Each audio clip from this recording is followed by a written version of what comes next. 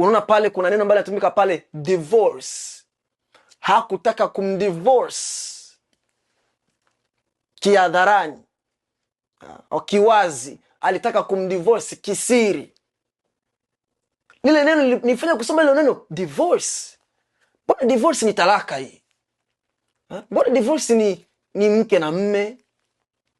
Yaani uchumba wa zamani ulichukuliwa kwa uzito kwa kiasi hicho ya kwamba mtu kuacha mwanamwali wake ilikuwa ni sawasawa na kumpa talaka. Lakini siku hizi vijana wanaachana kwenye masimu, vilio kwenye masimu, wanalia kwenye simu, na yote yanaisha kwenye simu. Kijana tukwayo kajua, kabinti akaja kujulikana, kijana stressi, mtu ambaye hajata kumuona. Yani maisha ya wana wa Mungu imeoza.